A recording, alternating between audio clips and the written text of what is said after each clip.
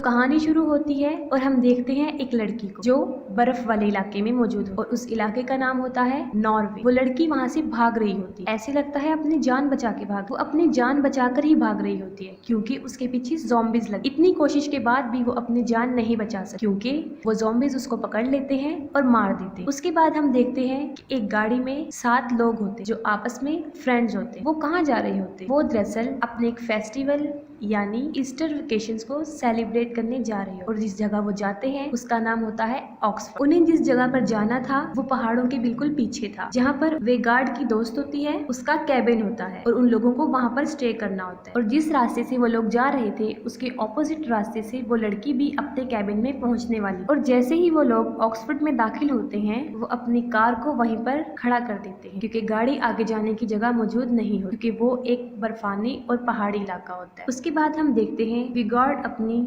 Snow bike rack पर बैठता है और बाकी सब उसको फॉलो करते हुए उसके पीछे जाते हैं और थोड़ी ही देर बाद वो उस कैबिन तक पहुंच जाते हैं जहां पर उन्हें पहुंचना होता है। वो लोग स्नो में काफी इंजॉय करते हैं। इसके बाद हम देखते हैं कि रात हो जाती है। लिव घर में जा रही होती लेकिन वो देखती है कि वहाँ पर कोई मौजूद है। वो काफी डर जाती है और भागते हुए उस कैबिन में आती है और अपने सब फ्रेंड्स को बताती है कि उसने वहाँ पर कुछ देखा है। वो लोग उसकी बात सुनकर फौरन उठ खड़े होते हैं और देखने जाते हैं कि वहाँ पर कौन है। और जैसे ही वो वहाँ पर पहुँचते हैं उन्हें कुछ दिखाई नहीं देता। इसके बाद फौरन ही वहाँ पर एक आदमी आ जाता है और वो उनसे कॉफी का एक कप मांगता है। कॉफी मांगने के बाद बड़ी अजीब हरकत करता है और वो क्या है, वो ये थी कि वो कॉफी की बजाय उनकी बियर्स उठाकर पी जाता है। वो बिल्कुल ऐसे ही ट्रीट कर रहा था कि जैसे वो उसका घर है और वो लोग उसे काफी अरसे से जानते हैं। इसके बाद वो आदमी उस जगह के डार्क पास्ट के बारे में बताना शुरू करता है। वो बताता है कि जब सेकेंड वर्ल्ड वार पेश आई थी तो कुछ नॉजिस ने उस जगह पर कब्जा कर लिया था। उस वक्त उस जगह का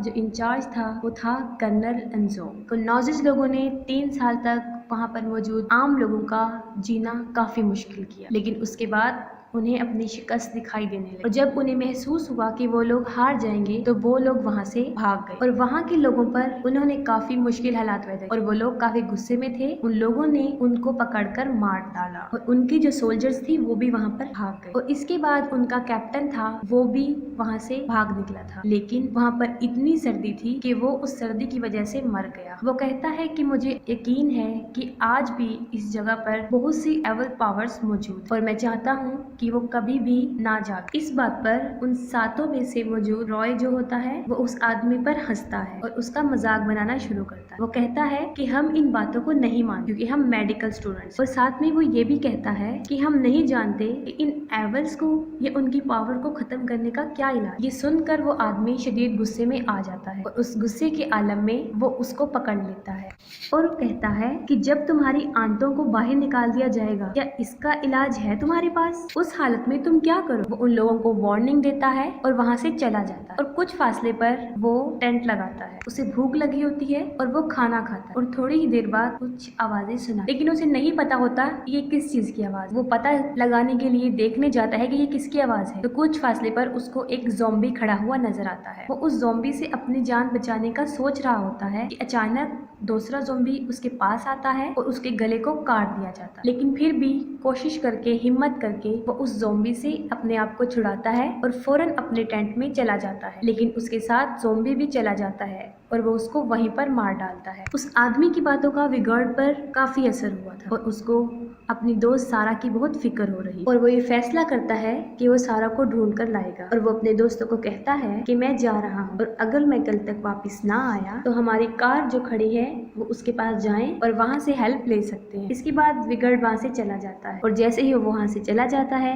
वो सब लोग फिर अपनी इंजॉयमेंट में लग जाते हैं क्योंकि कोई भी उस आदमी की बात को सीरियस नहीं ले रहा था। और दूसरी तरफ वेगार्ड सारा को ढूंढ रहा होता है और ढूंढते ढूंढते वो उसी आदमी के टेंट के पास पहुंच जाता है। वो वहाँ पर रुकता है, उसके टेंट के अंदर जाता है और देखता है कि वही आदमी वहाँ पर मरा हुआ है, जिसको बहुत बेरहमी से मारा गया और साथ ही उसको वहाँ पर फूड स्ट्रक्चर मिलते, पाँव के निशान जिसके अंदर काफी खून पड़ा होता है। वो कहाँ जा रहे थे उसे नहीं पता था, लेकिन वो पाँव के निशान काफी ज्यादा थे, इसीलिए वो उनका पीछा करता हुआ चला जाता है। उसका पाँव एक गड्ढे में फंस जाता है और वो वहाँ पर गिर जाता है। और साथ ही दूसरी तरफ सब लोग कैबिन में मौजूद होते और अचानक उनकी नजर एक बॉक्स पर पड़ती। वो लोग उस बॉक्स को खोलते हैं और खोलते ही वो सब काफी हैरान हो जाते। उस बॉक्स में क्या था? वो पूरा गोल्ड से भरा हुआ था। वो सोना वहाँ पर कहाँ से आया था? उनके जहन में फौरन वही बात आई थी, नॉजिस वाली। ये वही सोना था जो वो नॉजिस चोरी करके भाग रहे थे। लेकिन इस पर मार्टिन कहता है कि नहीं, तुम गलत सोच रहे। इसके बाद आयरलैंड घर में दाखिल होता है और उसके पीछे पीछे क्रिस्बी भी उसके साथ चली जाती। उसके बाद आयरलैंड तो वापस आ जाता है लेकिन क्रिस्ट वापस नहीं आती। वो कहाँ गई होती? क्योंकि वो अभी तक आउट हाउस में ही थी। वो वहाँ पर इसलिए होती है कि उसे महसूस हो रहा होता है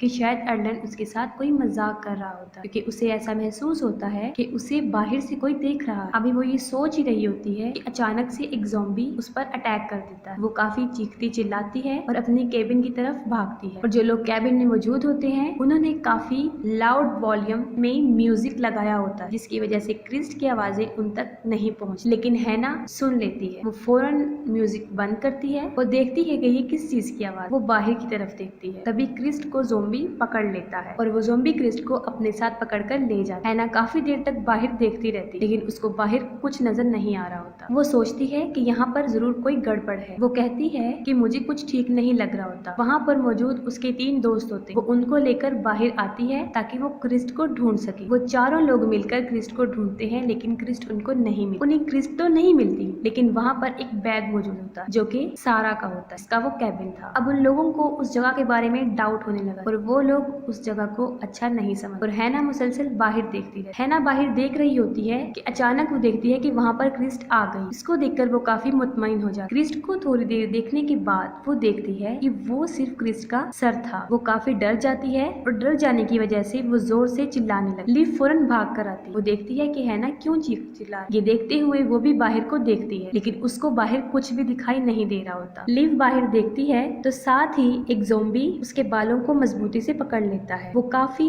चीखती चिल्लाती है। सब लोग उसकी मदद के लिए आते हैं और बड़ी मुश्किल से वो ज़ॉम्बी से उसके बालों को छुड़ाते हैं और फौरन दरवाजे को बंद कर देते। वो ज़ॉम्बीज इतने ताकतवर थे और इतने ज्यादा थे तादाद में कि वो चारों तरफ से अंदर आने की कोशिश कर रहे। देखते हुए हैना एक ज़ॉम्बी का हाथ काट देती। इसी वक्त उनको पता चलता है ये नॉजिस ज़ॉम्बीज हैं। आयरलैंड काफी डर जाता है और वो सब लोगों को कहता है कि वो सब अपना ख्याल रखें कि कहीं कोई ज़ॉम्बी उनको नुकसान ना पहुंचा। वो उन लोगों को मूवी का कोई ट्रिक बता रहा होता है कि जिससे उनकी जान बच सकती है। ठीक उसी वक्त एक ज़ॉम्बी आता है और उसके सर को पकड़ लेता है और 2 टुकड़ों में तकसीम कर देता है। और दूसरी तरफ हमें दिखाया जाता है कि विगार्ड जो कि गिर गया था बेहोशी के आलम में, अब उसे होश आ गया था और वो देखता है कि वो तो एक केव में फंसा हुआ है। वो वहाँ से एक लकड़ी उठाता है, उसको आग जलाता है ताकि रोशनी हो और वो दोबारा अंदर जाकर देखता है कि वो क्या है। तब उसे पता चलता है कि वो एक खुफिया रास्ता है और वहाँ पर काफी चीजें मौजूद होती, जैसे कि वहाँ पर उसको हथियार मिलते जो कि जर्मन की और उसके साथ काफी हेलमेट्स भी होते हैं। वो हेलमेट्स को देख रहा होता है कि वो देखता है कि उन हेलमेट्स के साथ सारा का सर भी पड़ा हुआ है वहाँ पर, जिससे ये जाहिर होता है कि सारा मर चुका। ये सब देखने के बाद वो उस टनल से बाहर आता है और जैसे ही वो बाहर आता है एक ज़ॉम्बी उसको पकड़ लेता है, लेकिन वो फिर भी ज़ॉम्बी से मुकाबला करता है और अपनी जान बचाने की कोशिश करता है। लेकिन ठीक उसी वक्त एक और ज़ॉम्बी जो कि जमीन में से निकल रहा होता है और दूसरी तरफ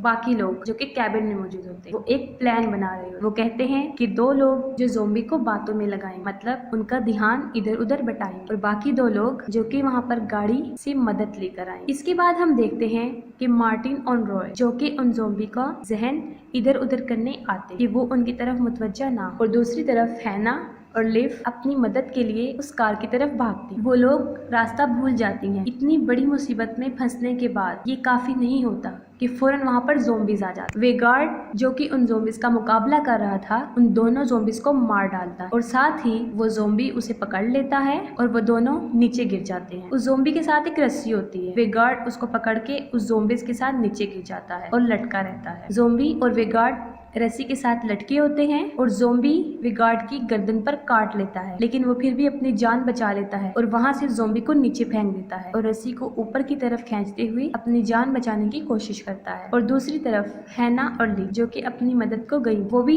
ज़ॉम्बीज का मुकाबला कर रही होती हैं, लेकिन लिव उनका मुकाबला नहीं कर सकती और ज़ॉम्बीज उसे पकड़ लेते हैं और चीर फाड़ करके उसको मार डाल। लेकिन मरने के साथ साथ वो एक इलेक्ट्रिक स्ट्रिक लेती है और उन सारे ज़ॉम्बीज को मार देती है। ये देख कर उन ज़ॉम्बीज का कैप्टन कर्नल हर्ट्जब भी वहाँ पर आ जाता है। हैना उस जगह की टॉप पर खड़ी होती है। वो देखती है कि मदद कहाँ से ली जाए। जब उसे कुछ समझ नहीं आ रही होती तो वो बर्फ को ही तोड़ना शुरू कर देती है। बर्फ टूट जाती है और एक ज़ॉम्बी जो उसके पीछे पड़ा था वो उसके साथ नीचे गिर जाती है और अपनी जान बचा ले। उसकी जान तो बच जाती है लेकिन वो बेहोश हो जाती है और जब उसको होश आता है तो वो देखती है कि उसके ऊपर काफी बर्फ है, यानी वो बर्फ के नीचे दबी हुई है। वो अपने इर्द गिर्द देखती है तो वो देखती है कि एक ज़ॉम्बी भी है जो उसके साथ वहाँ पर दबा हुआ था, लेकिन वो जिंदा था। वो बगैर वक्त जाया किए उसको मार डालती है और वहाँ पर वे गार्ड जिसकी गर्दन काफी जख्मी थी वो खुद ही अपनी गर्दन को टांगों से जोड़ देता है। उसके बाद वो अपनी पिस्टल लेता है और अपनी स्नो बाइक पर लगाता है और उन ज़ॉम्बीज को मारने के लिए निकल जाता है। और मार्टिन और रॉय जो छुपे होते हैं वो उन ज़ॉम्बीज का जहन बटाने के लिए वहाँ पर छुपे होते हैं ताकि वो चुपके से उनको मार डाले। रॉय एक ब्लास्ट को बाहर फेंकने की कोशिश करता है लेकिन वो उनके कैबिन में ही फूट जाता है और कैबिन में आग लग जाती है। उस आग से बचने के लिए वो दोनों वहाँ से भाग जाते हैं और उसके बाद वो एक शेड में जाते हैं। वो शेड में क्या देखते हैं कि वहाँ पर बहुत सारे औजार पड़े हुए हैं। वो डिसाइड करते हैं कि वो ये हथियार उठा लेंगे और इनके जरिए ही इन ज़ॉम्बीज का मुकाबला करेंगे। वो जैसे ही बाहर निकलते हैं वहाँ पर ज़ॉम्बीज की एक फौज आ जाती है। वो उन हथियारों की मदद से उन ज़ॉम्बीज को एक एक करके मारते हैं। जैसे ही ज़ॉम्बीज मरते जाते हैं एक के बाद एक ज़ॉम्बीज आता जाता है और काफी सारे ज़ॉम्बीज उनके सामने आ जाते हैं। ठीक उसी वक्त पर वेगार्ड वहाँ पर पहुंच जाता है और वो अपनी मशीनी गन से चारों तरफ फायर करता है और सारे ज़ॉम्बीज को मार डालता है। इसके बाद और ज़ॉम्बीज आते हैं लेकिन वेगार्ड उनको मारता जाता है, लेकिन उसके बाद उसके साथ बहुत बुरा होता है। काफी सारे ज़ॉम्बीज अचानक उस पर हमला कर देते हैं और उसके हाथ पांव को तोड़ देते हैं। इस सारे आलम को उसके दोनों दोस्त भी देख रहे हैं और मार्टिन काफी गुस्से में आ जाता है और गुस्से में वो उन ज़ॉम्बीज को अंधाधुंध मारना शुरू कर देता है। जब वो ज़ॉम्बीज को मार रहा होता है तो ठीक है ना उसी वक्त पर वहाँ पर पहुंच जाती है और वो भी गार्ड के पीछे खड़ी होती है। वो समझता है कि वो भी एक ज़ॉम्बी है और वो फौरन उस पर भी अटैक कर देता है और उसकी गर्दन पर कुल्हाड़ा मार देता है। वो काफी जख्मी हो जाती है और वो मरना शुरू हो जाती है। मार्टिन जब ये देखता है तो वो काफी सैड हो जाता है, लेकिन ये वक्त उनके अफसोस करने का नहीं था बल्कि जान बचाने का था, क्योंकि उसके सामने काफी सारे ज़ॉम्बीज की एक फौज खड़ी हुई। मार्टिन उनको मार रहा होता है। उन ज़ॉम्बीज में से एक ज़ॉम्बी उसके हाथ पर अटैक करता है और उसे मारता है। जब वो ज़ॉम्बी उसके हाथ पर काट रहा होता है तो उसको फौरन उस आदमी की बात याद आती है और वो फौरन कुल्हाड़ी लेकर अपने हाथ को काट देता है। हाथ को काटने के बाद वो काफी खुश दिखाई देता है क्योंकि वो इस बात पर खुश होता है कि अब वो भी उनकी तरह ज़ॉम्बी नहीं बनेगा। वो वहाँ खड़ा होता है और फौरन एक ज़ॉम्बी जमीन से निकलता है और उसको दांतों से मार डालता है, लेकिन फिर भी वो अपनी जान बचाने की कोशिश करता है। वो चीखता चिल्लाता रहता है, वो गुस्से में होता है और वो पाँव से उस ज़ॉम्बी को मारना शुरू कर देता है। वो सारे ज़ॉम्बीज को मार देता है, सिर्फ जो रह जाता है वो होता है हर्ज़ोग। वो सोचते हैं कि हम फौरन हर्ज़ोग को मार दें और अपनी जान छुड़ा के वहाँ से भाग, लेकिन हर्ज़ोग मुंह खोलता है और मुंह से कुछ बोलना शुरू कर देता है जिससे सारी जमीन हिलने लगती है। वो मुंह से बोलता रहता है, जमीन हिलती जाती है और एक एक करके उस जमीन में से वो मुर्दा ज़ॉम्बीज उठ रहे थे और फिर से एक फौज बन गई। उन लोगों को लगता है कि अब वो काफी मुश्किल में है, इसलिए वो दोनों वहाँ से अपनी जान छुड़ाकर भागने की कोशिश करते हैं। हर्ज़ोग देखता है कि उसके पाँव के पास एक हथौड़ी पड़ी है। वो लोग भागते हैं और रॉय का पाँव किसी झाड़ी में फंस जाता है और फौरन हर्ज़ोग उसके पास पहुंच जाता है। साथ ही उसका दोस्त हर्ज़ोग के सर में हथौड़ा मारता है। जब वो हर्ज़ोग को मार रहा होता है तो वहाँ झाड़ियों में मौजूद एक टहनी उसके पेट में चली जाती है और उसकी सारी आंतड़ियां बाहर आ जाती है। वो फौरन रॉय के पास जाता है, उसकी पॉकेट में हाथ डालता है और वहाँ से एक घड़ी निकालता है और फौरन सोच में पड़ जाता है, यानी उसकी जहन में क्या चल रहा है। वहाँ से भागता है और उसी कैबिन की तरफ जाता है जहाँ पर वो रह रही होती। वो देखता है कि कैबिन बुरी तरह जल रहा है। वो फौरन कैबिन में दाखिल होता है। किसी तरह वो उस खजाने को जिसमें गोल्ड था उस बॉक्स को उठाता है और इसके बाद वो उन ज़ॉम्बीज के कैप्टन को वो पकड़ा देता है, जिससे वो काफी पुरसुकून लगते हैं। इसके बाद मार्टिन अपनी जान छुड़ा के वहाँ से निकलता है और अपनी कार के पास आ जाता है और जैसे ही वो वहाँ पर पहुँचता है वो गाड़ी के अंदर बैठ जाता है और वो गाड़ी स्टार्ट कर रहा होता है कि फौरन उसकी जेब से वही वाला कॉइन जो हैना ने चोरी से डाला था नीचे गिर जाता है और फौरन उसके सामने हर्ज़ोग आ जाता है जो कि बुरी तरह चिल्ला रहा होता है और वो उसका शीशा तोड़ने की कोशिश करता है और इसके बाद मूवी द एंड हो जाती है।